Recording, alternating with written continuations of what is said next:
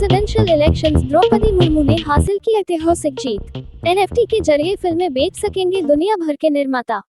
ये दुनिया में अपनी तरह का पहला ओटीटी है जिस पर फिल्में और वेब सीरीज बनाने वाले निर्माता, निर्देशक अपनी सामग्री सीधे रिलीज कर सकेंगे और इसकी एनएफटी भी बना सकेंगे। इस नए ओटीटी की शुरुआत की है भारतीय मूल की फिल्मकार और उद्यमी श्वेता राय ने और भारत में इसकी लॉन्चिंग आजादी के 75वीं वर्षगांठ पर 15 अगस्त को होने जा रही है। इस ओटीटी पर दूसरे देशों के अलावा भारतीय भाषाओं की फिल्में व वेब सीरीज रिलीज होनी शुरू हो गई हैं। मुंबई पुलिस कमिश्नर से सलमान की मुलाकात, गैंगस्टर बिश्नोई से मिली थी जान से मारने की धमकी। करीब 4 करोड़ लोगों ने नहीं ली कोरोना वैक्सीन की एक भी खुराक, सरकार ने ये दी जानकारी।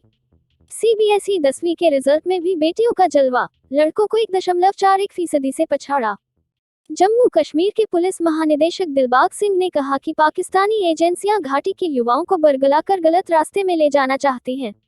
उन्होंने कहा कि आतंकियों की मदद करने वालों को बख्शा नहीं जाएगा। दिल्ली में नई एक्साइज पॉलिसी सवालों के घेरे में आ गई है। दिल्ली के उपराज्यपाल विनय कुमार सक्सेना ने केजरीवाल सरकार के खिलाफ कड़ा कदम उठाया है। उन्होंने दिल्ली एक्साइज पॉलिसी के खिलाफ सीबीआई जांच के आदेश दिए हैं। घटते व्यूवर्स के कारण यूट्यूबर ने तीसरी मंजिल से लगाई छलांग। ऑनलाइन गेमिंग और ऑनलाइन व्यूवर्स का चस्का लोगों के दिल और दिमाग पर इतना घर कर गया है कि वे इसके लिए कुछ भी करने को तैयार हैं। दिन भर गेमिंग की लत उन्हें मानसिक रूप से बीमार बना रही है, जो बुरे परिणामों के रूप में सामने आ रहा है। हैदराबाद से एक ऐसी ही घटना सामने आई है जिसने लोगों को हैरान कर दिया है। जानकारी के मुताबिक 23 वर्षीय मृतक आईआईटी ग्वालियर से पढ़ाई कर रहा था।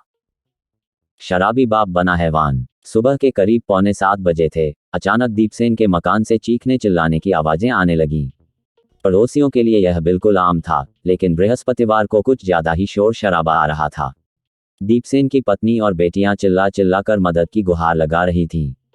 पड़ोसी विनोद कुमार मदद को पहुंचे तो देखा दरवाजा अंदर से बंद था। जोर जोर से दरवाजा खटखटाने पर तनु ने दरवाजा खोल दिया। विनोद अंदर घुसे तो देखा कि दीपसेन कांच के टुकड़े से पत्नी का गला रेतने वाला है। फौरन उन्होंने उसे धक्का दिया और 3-4 थप्पड़ उसे मार दिए। बाकी लोग भी आ गए तो दीपसेन वहां से भाग गया। अंदर के हालात देखकर पड़ोसियों के होश उड़ गए। खून से लथपथ अनु अचेत हो चुकी थी। काजल के पेट से खून बह रहा था। तनु और संगीता भी दर्द से छटपटा रही थीं। इसी दौरान संगीता का भाई व देवर भी वहां पहुंच गए। सभी को तुरंत अस्पताल पहुंचाया गया। पिछले करीब 6 साल से दीपसेन कोई काम धंधा नहीं करता था। बड़ी बेटी काजल पहले ट्यूशन पढ़ाकर घर का खर्चा चला रही थी। अभी कुछ दिनों पूर्व उसकी एक निजी बैंक में नौकरी लग गई थी। काजल ही घर का खर्चा चलाने के अलावा बहनों को पढ़ा भी रही थी। दीपसेन पत्नी व बेटी से पैसे लेकर ही शराब पीता था। पड़ोसियों ने दीपसेन के रोजाना के इसी तरह के रवैये, मारपीट और गालम गलौज की जानकारी दी। सार्वजनिक होगी विकास दुबे मुठभेड़ मामले की रिपोर्ट, सुप्रीम कोर्ट ने कार्रवाई के दिए निर्देश। कानपुर के चर्चित बिकरू कांड मामले में सुप्रीम कोर्ट ने उत्तर प्रदेश सरकार को जांच समिति की रिपोर्ट पर उचित कार्रवाई के निर्देश दिए हैं। कोर्ट ने कहा है कि विकास दुबे मुठभेड़ मामले में आयोग द्वारा प्रस्तुत रिपोर्ट में सिफारिशों के आधार पर उचित कार्रवाई की जाए।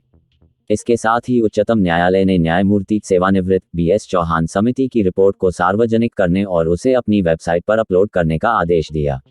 असम के मूक बधिर कलाकार ने की पीएम मोदी से मुलाकात, इशारों में जताई खुशी को माने दिए शब्द। देश में मंकीपॉक्स का तीसरा केस, केरल में कोविड के साथ स्वाइन फीवर का भी संक्रमण।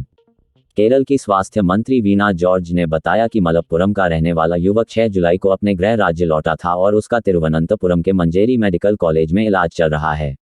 जॉर्ज के मुताबिक युवक की हालत स्थिर है। उन्होंने बताया कि संक्रमित के संपर्क में रहे लोगों पर करीबी नजर रखी जा रही है। बेटे विजयेंद्र के लिए शिकारीपुरा सीट छोड़ेंगे येदियुरप्पा। कर्नाटक के पूर्व मुख्यमंत्री बीएस येदियुरप्पा अपने बेटे के लिए परंपरागत विधानसभा सीट छोड़ेंगे। उन्होंने शुक्रवार को ऐलान किया कि वह विधानसभा चुनाव में अपने बेटे बीवाई विजयेंद्र के लिए अपनी शिकारीपुरा सीट छोड़ देंगे। विजयेंद्र पार्टी के प्रदेश उपाध्यक्ष भी हैं। उन्होंने कहा कि अगले विधानसभा चुनाव में विजयेंद्र शिकारीपुरा सीट से लड़ेंगे। येदियुरप्पा की घोषणा को उनकी चुनावी राजनीति की समाप्ति माना जा रहा है। इस बीच येदियुरप्पा के लिए शीर्ष कोर्ट से राहत भरी खबर आई। सुप्रीम कोर्ट ने बीएस येदियुरप्पा द्वारा दायर याचिका पर नोटिस जारी किया। याचिका में कर्नाटक उच्च न्यायालय के एक आदेश को चुनौती दी गई थी, जिसमें उनके खिलाफ भ्रष्टाचार के आरोपों के तहत दर्ज प्राथमिकी को रद्द करने से इनकार कर दिया गया था। 25 जुलाई को नई राष्ट्रपति का शपथ ग्रहण समारोह, कुछ कार्यालय आंशिक रूप से बंद रहेंगे। कार्मिक मंत्रालय ने शुक्रवार को नई निर्वाचित राष्ट्रपति द्रौपदी मुर्मू के 25 जुलाई को होने वाले शपथ ग्रहण समारोह के कारण कुछ सरकारी कार्यालयों को आंशिक रूप से बंद करने का निर्देश दिया गया है। इसमें यह भी कहा गया है कि समारोह के समय नए संसद भवन के निर्माण कार्य को भी रोके जाने की आवश्यकता है। केंद्र सरकार ने सभी विभागों मंत्रालयों को जारी आदेश में कहा है कि भारत की निर्वाचित राष्ट्रपति का शपथ ग्रहण समारोह 25 जुलाई को यहां संसद भवन के सेंट्रल हॉल में होगा। आदेश के मुताबिक 25 जुलाई को सुबह 6 बजे तक कुल 30 कार्यालयों को खाली करने की आवश्यकता है। यह अभ्यास समारोह समाप्त होने तक जारी रहेगा। आदेश में कहा गया है कि इसके अलावा नए संसद भवन के निर्माण कार्य को भी समारोह के समय रोक दिया जाना चाहिए। तवांग जा रहे असम के बाइकर्स खाई में मृत मिले, अरुणाचल में एंट्री करते ही टूट गया था संपर्क। शिक्षक भर्ती घोटाले में बंगाल के 2 मंत्रियों के घर ईडी के छापे। ईडी के सूत्रों के अनुसार ईडी के कम से कम 7 से 8 अधिकारी सुबह लगभग 8:30 बजे चटर्जी के आवास नकतला पहुंचे। ईडी की टीम ने सुबह करीब 11 बजे तक छापेमारी की। इस दौरान केंद्रीय रिजर्व पुलिस बल के कर्मी बाहर तैनात रहे। 5वें दिन भी हंगामे की भेंट चढ़ी संसद, लोकसभा सोमवार तक स्थगित। संसद में मानसून सत्र का आज 5वां दिन है। पिछले 4 दिन विपक्ष के हंगामे की भेंट चढ़ चुके हैं। लगातार हंगामे के बाद गुरुवार को संसद में प्रश्नकाल हुआ। इस दौरान मौखिक उत्तरों के लिए सूचीबद्ध 15 में से 13 सवाल लिए गए। हालांकि सवाल जवाब के बीच भी विपक्षी सांसदों के महंगाई और जीएसटी जैसे मुद्दों पर हंगामा जारी रहा। 5वें दिन यानी शुक्रवार को भी महंगाई और बढ़ते दामों के खिलाफ विपक्ष संसद में प्रदर्शन कर रहा है। कांग्रेस के केसी वेणुगोपाल, उत्तम के रेड्डी और रक्षा पर संसद की स्थायी समिति के सदस्यों ने समिति की बैठक से वॉकआउट किया। ऐसा उन्होंने उस वक्त किया जब अध्यक्ष ने अग्निपथ और एलएसी की स्थिति पर चर्चा करने की उनकी मांग को कथित रूप से खारिज कर दिया। सूत्रों के मुताबिक सभापति ने निर्धारित एजेंडे से बाहर किसी भी बात पर चर्चा करने से इनकार कर दिया। बसपा सांसद दानिश अली भी बैठक से बाहर निकल गए। हर घर तिरंगा अभियान को लेकर कांग्रेस ने केंद्र की भाजपा सरकार को निशाने पर लिया है।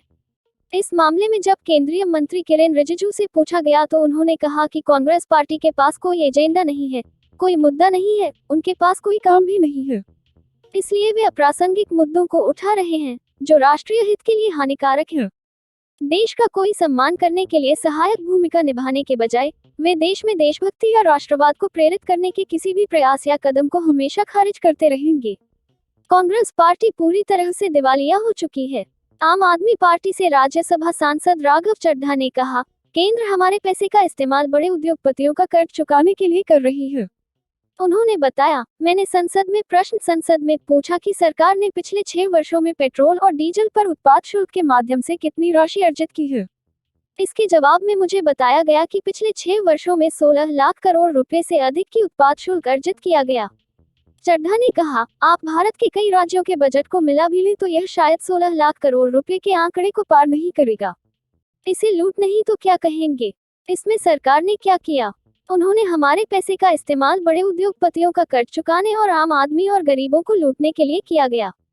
महंगाई और जीएसटी के मुद्दों पर कांग्रेस समेत विपक्षी दलों के सदस्यों के हंगामे के कारण शुक्रवार को लोकसभा की कार्यवाही 2 बार के स्थगन के बाद सोमवार अपराह्न 2 बजे तक के लिए स्थगित। अंग्रेजों ने जाति के नाम पर बनाए रेजिमेंट, 2016 में सरकार ने इसे खत्म करने से किया था इनकार। अब अग्निवीर करेंगे 200 साल पुराने सिस्टम में काम। सेना में अग्निवीरों की भर्ती में जाति और धर्म के बारे में पूछे जाने पर कंट्रोवर्सी चल रही है। विपक्षी नेताओं के आरोप है कि जाति और धर्म के बारे में पहली बार पूछा गया। उधर सरकार का कहना है कि यह व्यवस्था पहले से लागू है और सेना की भर्ती से जाति या किसी भी धर्म का कोई लेना देना नहीं। हमने विपक्ष के आरोप और सरकार के जवाब की पड़ताल की तो पता चला कि सेना में कास्ट, कम्युनिटी और रीजन बेस्ड रेजिमेंट्स यानी सैन्य दल अंग्रेजों ने बनाए थे, जो आज भी कायम है। हालांकि सेना की भर्ती में जाति, धर्म, समुदाय का कोई रोल नहीं होता। खुद आर्मी ने 2013 में सुप्रीम कोर्ट में एफिडेविट जमा करते हुए कहा था कि सेना में जाति, क्षेत्र और धर्म के आधार पर भर्ती नहीं होती। वहीं रेजिमेंट्स में एक ही क्षेत्र से आने वाले लोगों को जस्टिफाई करते हुए कहा था कि ऐसा एडमिनिस्ट्रेटिव और ऑपरेशनल रिक्वायरमेंट्स के चलते किया जाता है। सरकार के प्रेस इंफॉर्मेशन ब्यूरो यानी पीआईबी ने 10 दिसंबर 2021 को बताया कि सेना में अभी कुल 27 इन्फेंट्री रेजिमेंट्स पैदल चलने वाला सैन्य दल है। इनमें सबसे पुरानी 1705 में बनी पंजाब रेजिमेंट है। Retired lieutenant general Sanjay Kulkarni से की उन्होंने बताया, भारत की सेना में रेजिमेंट सिस्टम है, जैसे जाट, सिख, डोगरा, गढ़वाल। भर्ती के बाद जवानों से रेजिमेंट की चॉइस पूछी जाती है, फिर ये देखा जाता है कि उन्हें किस रेजिमेंट में भेजा जा सकता है। इसमें ये पता होना जरूरी है कि जवान की जाति या धर्म क्या है, क्योंकि हमारे रेजिमेंट इसी आधार पर खड़े हैं। कनाडा की वाटरलू यूनिवर्सिटी में हुए एक शोध में इन आई ड्रॉप्स के लंबे समय तक इस्तेमाल के दुष्परिणाम और उसके कारण सामने आए हैं। यही नहीं, लगातार लंबे समय तक इन ड्रॉप्स का इस्तेमाल बीमारी को इतना गंभीर बना सकता है कि आपको सर्जरी की जरूरत पड़ जाए। 28 साल के ऋषिकेश गुरुग्राम में एक मल्टीनेशनल बीपीओ में काम करते हैं। 6 वर्षों के उनके करियर की शुरुआत में ही लगातार लैपटॉप स्क्रीन पर समय बिताने की वजह से आंखों में जलन, खुजली जैसी समस्याएं आने लगी। डॉक्टर ने उन्हें ड्राई आई डिजीज यानी डिड का शिकार बताया और आई ड्रॉप प्रिस्क्राइब कर दी। मगर 6 वर्षों तक आई ड्रॉप्स का इस्तेमाल करने के बाद भी उनकी समस्या खत्म होने के बजाय बढ़ती ही गई। आई ड्रॉप्स का इस्तेमाल दिन में 4 बार से बढ़कर 8 बार तक पहुंच गया। यह कहानी सिर्फ ऋषिकेश की नहीं, कंप्यूटर या मोबाइल पर ज़्यादा समय बिताने वाले हर चौथे शख्स की है। ऋषिकेश और उनके जैसे लाखों लोगों को यह नहीं पता कि ड्राई आइज से राहत के लिए वे जिस आई ड्रॉप का इस्तेमाल कर रहे हैं, उसमें मौजूद प्रिजर्वेटिव्स ही इस बीमारी को और बढ़ा रहे हैं। जिस तेजी से कंप्यूटर या लैपटॉप हर नौकरी का हिस्सा बनते जा रहे हैं और जिस गति से मोबाइल स्क्रीन पर समय बढ़ रहा है, उसी रफ्तार से भारत में ड्राई आई डिजीज के मामले भी बढ़ रहे हैं। इंडियन जर्नल ऑफ ऑप्थेल्मोलॉजी की 2018 की रिपोर्ट के मुताबिक उत्तर भारत के 32% लोग ड्राई आई से पीड़ित थे। अब यह आंकड़ा और भी बढ़ गया है। मगर इस बीमारी की पहचान और इसके इलाज में लापरवाही घातक हो सकती है। 2017 में दुनिया भर में आई ड्रॉप्स का बाजार 12.47 हजार करोड़ का था। 2022 तक यह 15.66 हजार करोड़ तक पहुंच गया। अब 2025 तक यह 18.06 हजार करोड़ तक पहुंचने की उम्मीद है। इस बाजार में सबसे बड़ी हिस्सेदारी ड्राई आई सिंड्रोम से जुड़ी आई ड्रॉप्स की है। इंडस्ट्री आर्क की स्टडी के मुताबिक यह बाजार सबसे तेज गति से एशिया पैसिफिक क्षेत्र में बढ़ रहा है। बीमारी होने पर भी उसकी गंभीरता के हिसाब से डॉक्टर बताते हैं कि ड्रॉप्स का इस्तेमाल कितनी बार और कब तक करना है। बाजार में बिना प्रिजर्वेटिव्स वाले आई ड्रॉप्स भी आते हैं, मगर यह शेल्फ लाइफ कम होने के कारण महंगे होते हैं। बेहतर यही है कि कोई भी आई ड्रॉप शुरू करने से पहले डॉक्टर की सलाह अवश्य लें। केरल में मॉरल पुलिसिंग के खिलाफ लैपटॉप प्रोटेस्ट, लोगों ने बस स्टॉप की बेंच को तोड़ा तो इंजीनियरिंग स्टूडेंट्स एक दूसरे की गोद में बैठे। केरल की राजधानी तिरुवनंतपुरम के सरकारी इंजीनियरिंग कॉलेज के बाहर बस स्टॉप पर आजकल वहां के छात्र लैपटॉप प्रोटेस्ट कर रहे हैं। छात्र अपने साथियों को अपनी गोद में बैठाकर मॉरल पुलिसिंग के खिलाफ अपना गुस्सा जाहिर कर रहे हैं। यहां लैप का मतलब गोद से है। ब्राजील में ड्रग माफिया पर रेड, झुग्गी बस्ती में 18 की मौत, पुलिस हेलीकॉप्टर पर फायरिंग। ब्राजील के रियो डी जेनेरियो शहर में गुरुवार रात पुलिस ने ड्रग माफिया के खिलाफ बड़ी कार्रवाई की। घनी आबादी वाली झुग्गी बस्ती एलेमाओ कॉम्प्लेक्स में रेड के लिए 400 पुलिस कमांडोज के अलावा 4 हेलीकॉप्टर और 10 बख्तरबंद गाड़ियां इस्तेमाल की गई। एक्शन के दौरान माफिया ने पुलिस के हेलीकॉप्टर्स पर फायरिंग की। इसका वीडियो भी सामने आया है। कार्रवाई के दौरान 18 लोगों की मौत हुई। इनमें एक पुलिस अफसर और एक महिला राहगीर शामिल है। ब्राजील के राष्ट्रपति जेयर बोल्सोनारो ने कुछ दिन पहले एक इंटरव्यू में कहा था, सिक्योरिटी फोर्सेस को यह हक है कि वो क्रिमिनल्स को कॉकरोचों की तरह मार डालें। छत्तीसगढ़ के सुकमा जिले में पुलिस और नक्सलियों के बीच जबरदस्त मुठभेड़ हुई है। डीआरजी और सीआरपीएफ के जवान एंटी नक्सल ऑपरेशन पर निकले थे, तभी घात लगाए नक्सलियों ने फायरिंग झोंक दी। जवानों ने भी मोर्चा संभाला और मुंहतोड़ जवाब दिया। दोनों ओर से करीब आधे घंटे तक गोलीबारी हुई। जवानों को भारी पड़ता देख माओवादी जंगल का फायदा उठाकर भाग गए। सर्चिंग करने पर एक वर्दीधारी पुरुष माओवादी का शव बरामद किया गया है। जवान मौके पर मौजूद हैं। घटनास्थल की सर्चिंग की जा जारी है। मामला फुलबगड़ी थाना क्षेत्र का है। राष्ट्रपति चुनाव में मतदान से ठीक एक दिन पहले एनडीए के विधायकों सांसदों से अंतरात्मा की आवाज सुनकर वोट करने का दांव विपक्षी उम्मीदवार यशवंत सिन्हा के लिए उल्टा पड़ गया। राष्ट्रपति चुनाव के नतीजे घोषित होने के बाद डेटा विश्लेषण से पता चलता है कि झारखंड में कम से कम आधे कांग्रेस विधायकों ने एनडीए उम्मीदवार द्रौपदी मुर्मू के लिए वोट किया। इससे यह भी साफ हो गया है कि राज्य में देश की सबसे पुरानी पार्टी की इकाई एकजुट नहीं है। 79 वैध मतों में से एनडीए उम्मीदवार मुर्मू को 70 वोट मिले, जिनमें बीजेपी के 25, सत्ताधारी झारखंड मुक्ति मोर्चा के 30 विधायकों और आजसू के 2 वोट शामिल हैं, जिन्होंने पहले ही मुर्मू के समर्थन का ऐलान कर दिया था। इसके अलावा अंतरात्मा की दलील देते हुए एनसीपी के एक विधायक ने मुर्मू को वोट किया तो 2 निर्दलीय विधायकों ने भी पहली बार किसी आदिवासी को सर्वोच्च पद पर पहुंचाने के लिए वोट किया। दूसरी तरफ यशवंत सिन्हा के लिए 20 घोषित वोट थे, जिनमें 18 कांग्रेस के विधायक और आरजेडी, सीपीआई के एक विधायक हैं। हालांकि यशवंत सिन्हा को महज 9 वोट मिले, जबकि एनडीए उम्मीदवार को 10 अधिक वोट मिले। इस वजह से माना जा रहा है कि कम से कम आधे कांग्रेस विधायकों ने क्रॉस वोटिंग की। संयुक्त राष्ट्र और तुर्की के साथ रूस और यूक्रेन दोनों देशों ने एक समझौते पर हस्ताक्षर किए। संघर्ष के बीच इस समझौते से विश्व बाजारों में अनाज निर्यात का रास्ता साफ हो गया है। रूस और यूक्रेन के बीच जंग को कई माह बीत चुके हैं, लेकिन यह महायुद्ध थमने का नाम नहीं ले रहा है। दोनों देशों के बीच चल रही जिद और अपने वर्चस्व को बचाने की लड़ाई के कारण दुनिया भर के कई खाद्य संकट से गुजर रहे हैं। शुक्रवार को इस महायुद्ध के बीच बड़ी राहत तब सामने आई जब संयुक्त राष्ट्र और तुर्की के साथ रूस और यूक्रेन दोनों देशों ने एक समझौते पर हस्ताक्षर किए। संघर्ष के बीच इस समझौते से विश्व बाजारों में अनाज निर्यात का रास्ता साफ हो गया है। संयुक्त राष्ट्र ने शुक्रवार को कहा कि उसे उम्मीद है कि काला सागर के माध्यम से यूक्रेन के अनाज निर्यात को फिर से शुरू करने के लिए सौदा कुछ हफ्तों में पूरी तरह से चालू हो जाएगा और शिपमेंट को पूर्व युद्ध के स्तर पर 5 मिलियन टन प्रति माह बहाल कर देगा। यह समझौता दोनों देशों के बीच लड़ाई के बीच हुआ है। 23 जुलाई को रूस और यूक्रेन की जंग शुरू हुए 5 महीने का वक्त हो जाएगा। इस समझौते पर तुर्की की राजधानी इस्तांबुल में हस्ताक्षर किए गए, जिसे युद्ध के कारण अंतर्राष्ट्रीय खाद्य संकट को कम करने की दिशा में पहला कदम माना जा रहा है। संयुक्त राष्ट्र महासचिव एंटोनियो गुटेरेस ने कहा, आज काला सागर पर एक आशा की एक किरण जगी। यह ऐसी स्थिति है जिसकी पूरी दुनिया को बहुत ज्यादा आवश्यकता थी। सुप्रीम कोर्ट ने सपा विधायक आजम खान को जमानत देते हुए लगाई गई शर्तों से संबंधित इलाहाबाद उच्च न्यायालय के आदेश के एक हिस्से को शुक्रवार को निरस्त कर दिया।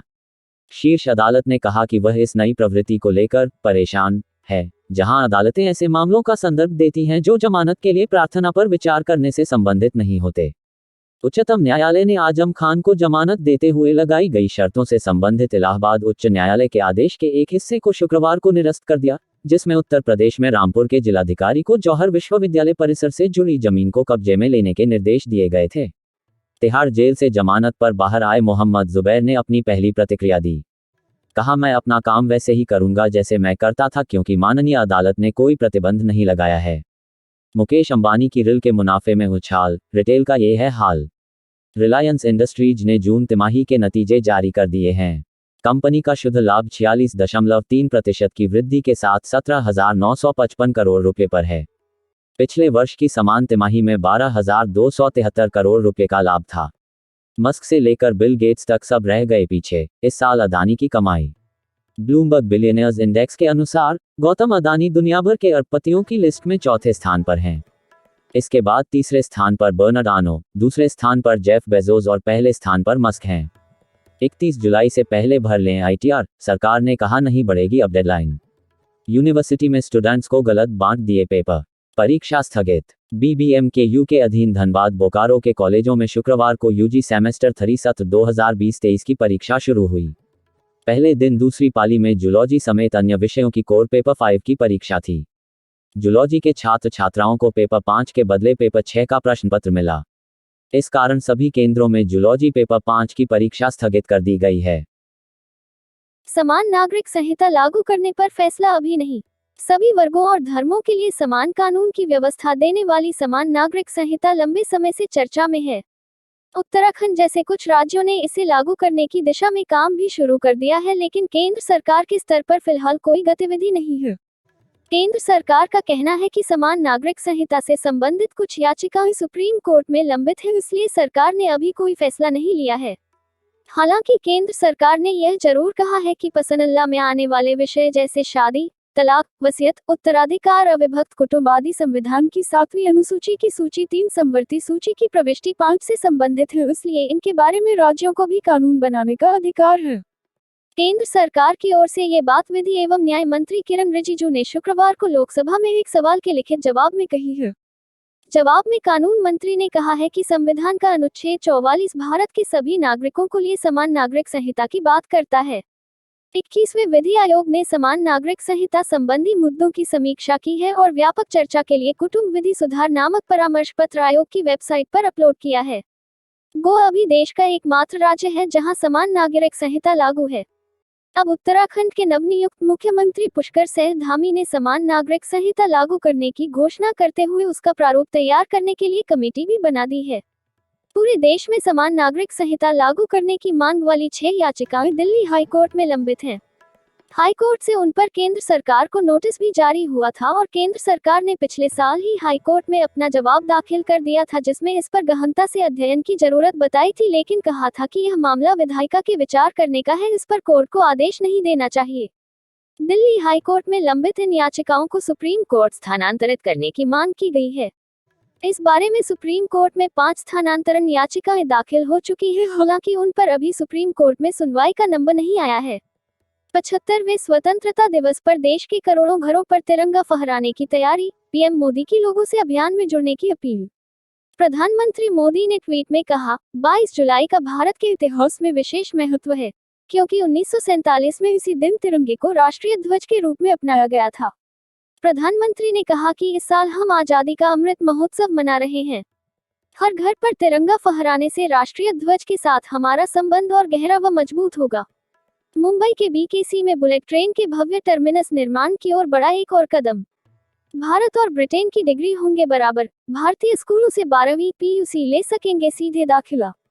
विदेश, विशेषकर ब्रिटेन में उच्च शिक्षा की इच्छा रखने वाले भारतीय छात्र छात्राओं के लिए काम की खबर।